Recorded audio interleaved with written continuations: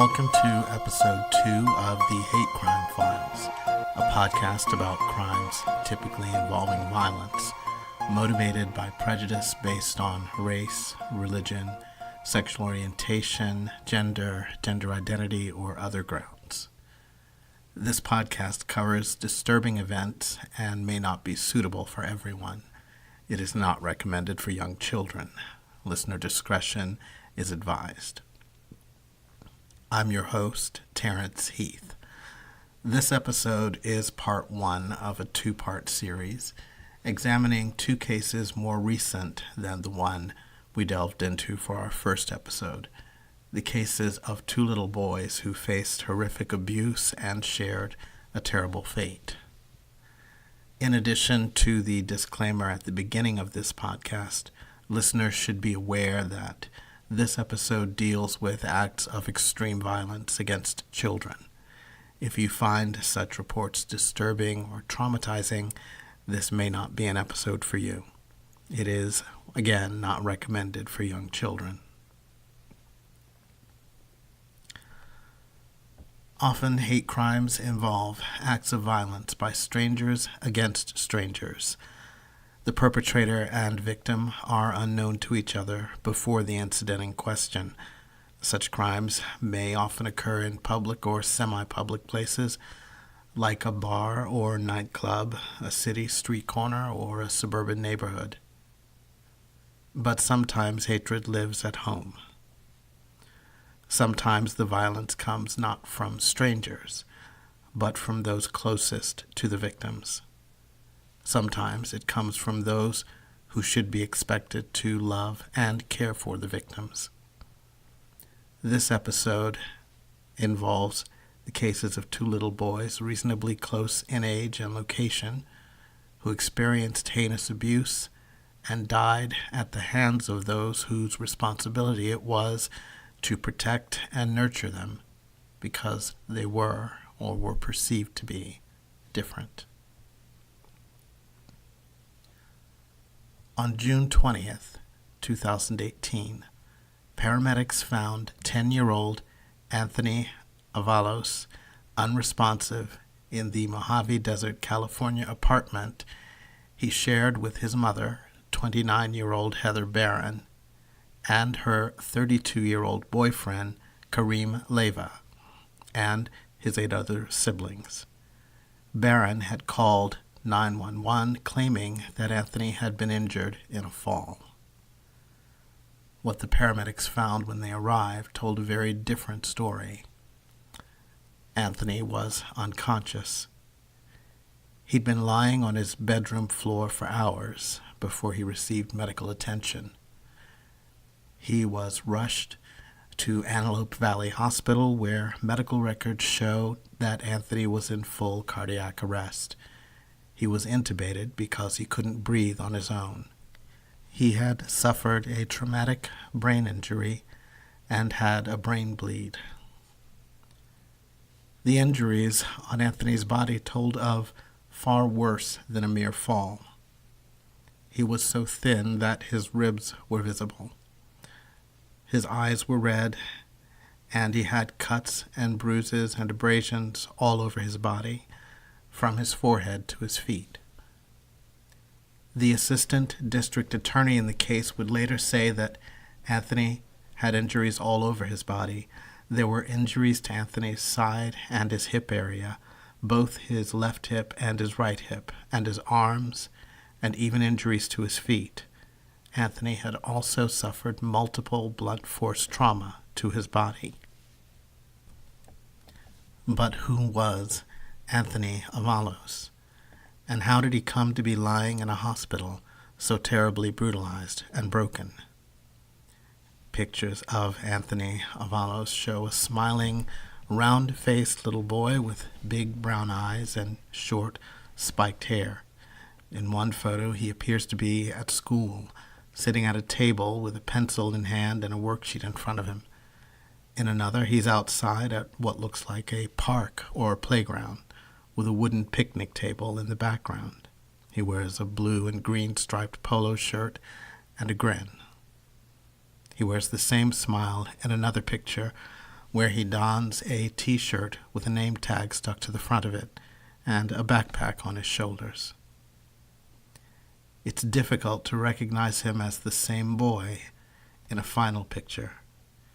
He's lying in a hospital bed, his eyes closed, his lips parted and dry and cracked, a brace stabilizing his head and neck, and sensors attached to his head. Anthony's relatives paint a portrait of him as a lively, fun-loving boy who also had a compassionate side. He was very loving and always wanted to cuddle, said his aunt, Maria Barron. Dancing was something he always enjoyed. He loved watching football with his Uncle David. He loved the Cowboys. He loved going to the park, she continued. He was good at playing video games. He always enjoyed eating pupusas when his mama would make them for him. His Uncle David Barron said the 10-year-old loved playing sports and being outdoors. He was known for his kindness and inclusiveness. He was known to stand up for others who could not stand up for themselves. If someone was getting bullied, he would tell the bully it wasn't nice to leave them alone, said his uncle. Unfortunately, in the end, there was no one there to do the same for Anthony Avalos. Perhaps one thing made Avalos different from his peers. According to reports, Anthony had come out as gay weeks before his death. Department of Children and Family Services Deputy Director Brandon Nichols said Anthony had recently, quote, said he liked boys. His Aunt Maria said it would have been a brave move for Anthony to come out as gay in his home. Relatives described Barron and Leiva as homophobic, saying that Barron had recently called Anthony an anti-gay slur, and Leiva said he was uncomfortable being around gay people. According to the Department of Children and Family Services, abuse was a common theme in Anthony's home. Since 2013, Barron and Leiva were the subjects of at least 16 calls from school administrators, a teacher, a counselor, family members, and others to DCFS or the police alleging child abuse in the home. In one of the alerts to the Child Welfare Agency, the assistant principal at Anthony's elementary school called to say Anthony told her he was being forced to dig through trash to find food, and that his mom was beating him. No fewer than 12 social workers were assigned to work with Anthony and his family over 3.5 years. In at least one of those calls to DCFS, Anthony was named as the victim. The first of those calls, when Anthony was 4 years old, reported sexual abuse by a grandparent who did not live with him or the other 6 children living in the home at that time. Social workers got medical care for Anthony and determined that his mother could keep him safe in the future. The family member was never charged, according to Anthony's relatives. Over the next 3 years, the department looked into 10 more referrals focused on Barron and Leiva, who lived with Barron off and on after 2014. But when social workers investigated, they sometimes found the reports unsubstantiated or inconclusive. Part of the problem is that any time they would come to my sister's house, they would give her a heads up, said another aunt, Crystal Diuguid, who said she called authorities 4 or 5 times out of concern for Anthony's safety. She was able to clean her house, get groceries in her cupboard and all of that. So I think that's one thing that needs to change is the pressure. Don't give any notice to show up. Anthony told representatives from the department in private interviews that he had been beaten, deprived of food, and locked up, according to the agency. This account echoed what the other children told Maria Barron in 2015, prompting her to alert DCFS when she noticed bruises on the children. The children also said Leiva locked them in small places where, deprived of the use of a bathroom, they resorted to relieving themselves on the floor. In September 2015, Anthony was removed from the home and taken to live with his Aunt Maria and Uncle David. During this time, Heather Barron completed programs on domestic violence and parenting. Anthony was removed from the home most likely during this time and returned when counseling programs were complete. The second time, Anthony stated that his aunt and uncle were going to be his mom and dad from now on, but that wasn't to be. David Barron recalled Anthony staying just 2 weeks. After the first week, Heather Barron came to visit. David and Crystal said Heather Barron took Anthony to Chuck E. Cheese's and Burger King and said every day would be like this if he moved back in with her. She promised that Leiva would no longer be around, she would be a better mother, and that they would go to the park more. Almost immediately afterward, Anthony told social workers that his relatives had forced him to make up stories about abuse. But the reality was far from the idyllic family life that Heather Barron promised her son.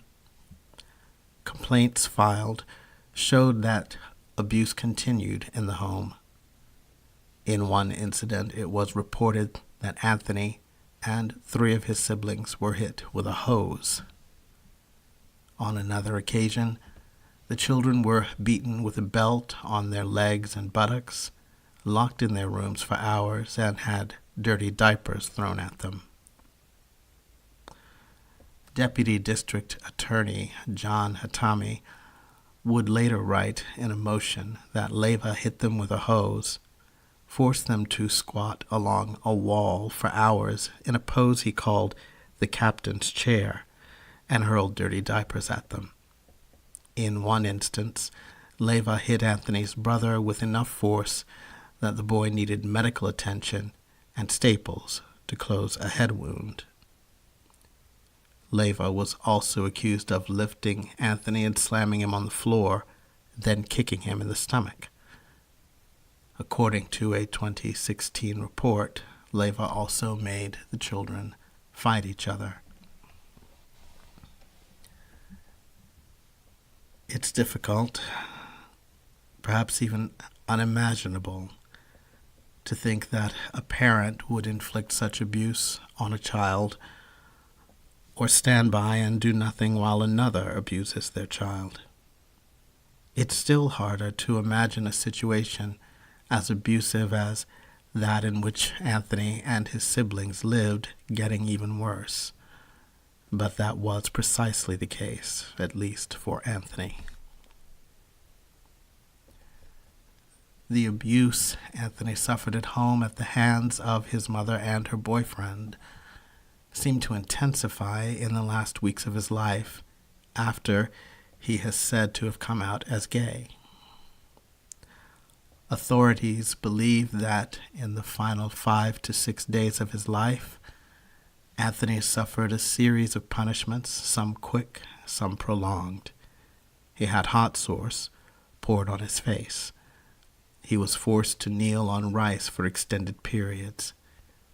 He was whipped with a belt on his body, legs, buttocks, and the bottom of his feet.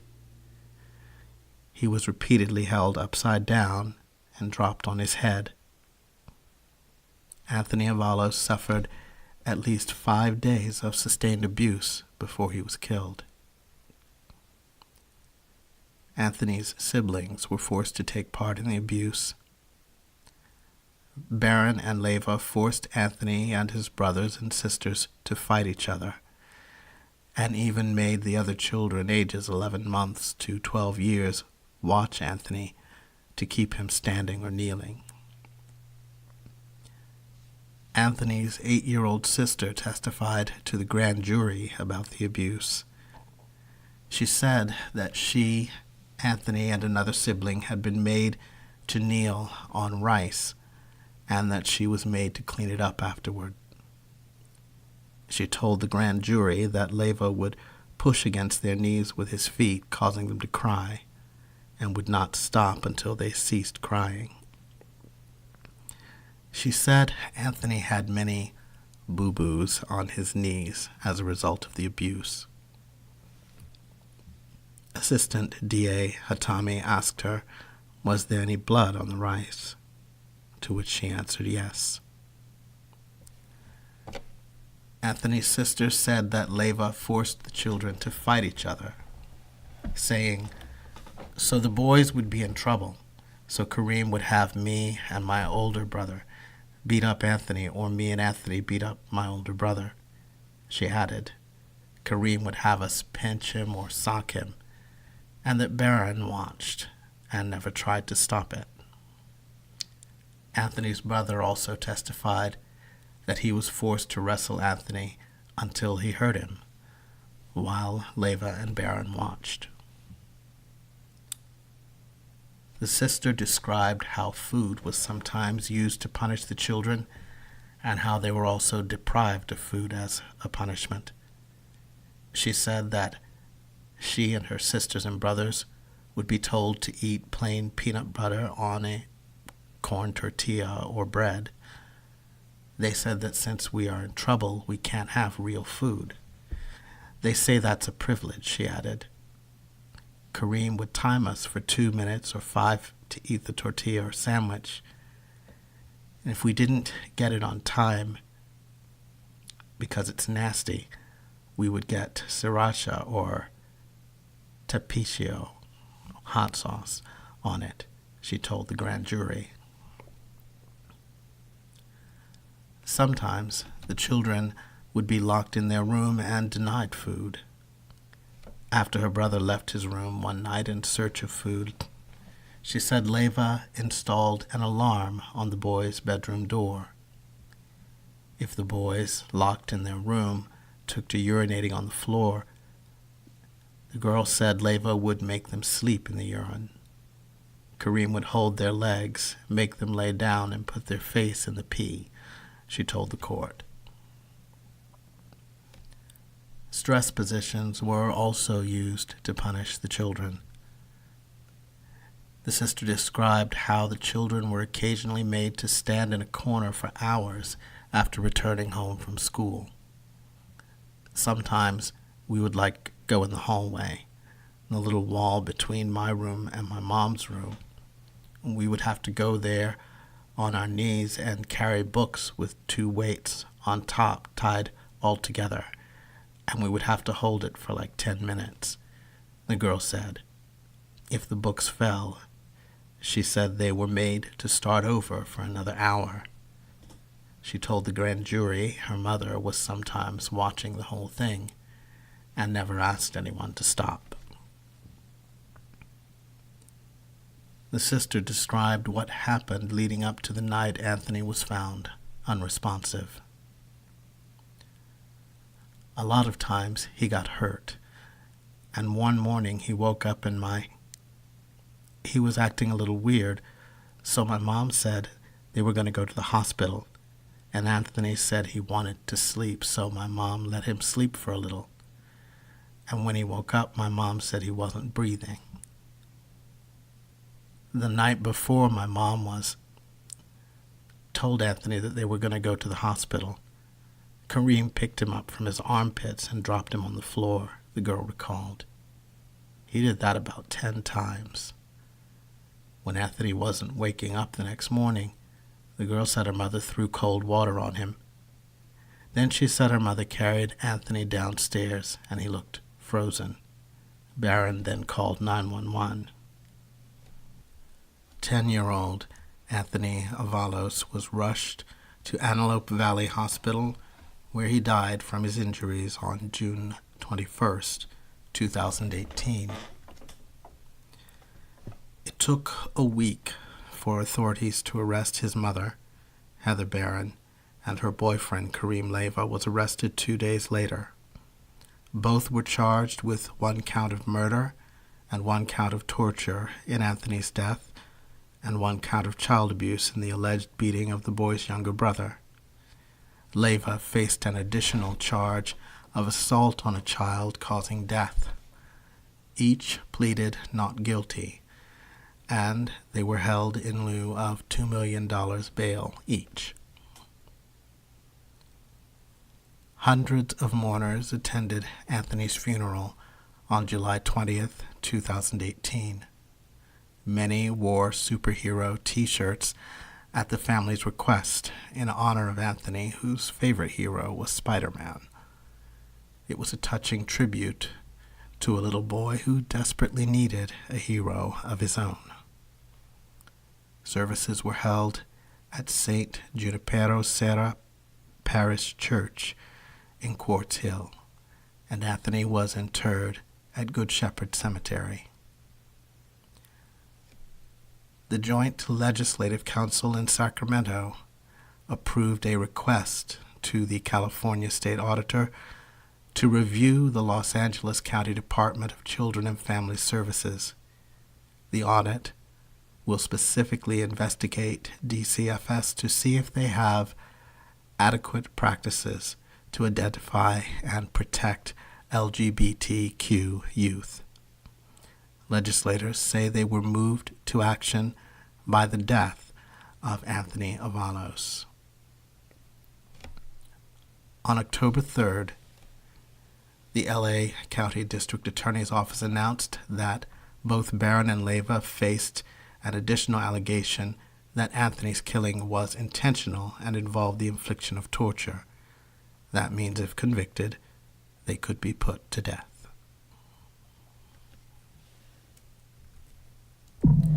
Thanks for listening to the Hate Crime Files. I'll be back with another episode on the 1st of the month, part 2 of this 2-part series. The Hate Crime Files is researched, written, produced, and hosted by Terrence Heath. That's me. If you enjoyed this podcast and would like to support it, please subscribe, tell your family and friends about it, and consider leaving a positive review at iTunes Podcasts or wherever you listen to podcasts. Until next time, be careful out there and be good to each other.